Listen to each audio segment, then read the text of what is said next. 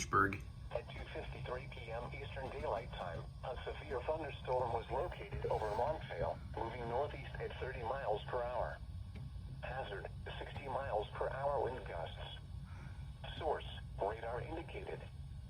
Impact, expects damage to roofs, siding, and trees. Locations impacted include Lynchburg, Buena Vista, Bedford, Buck Canyon, Glasgow, Big Island, and Montvale. This includes the following locations: Liberty University, the National D-Day Memorial, and Lynchburg Airport. Oh, I think we might be in this one. This ought to be good.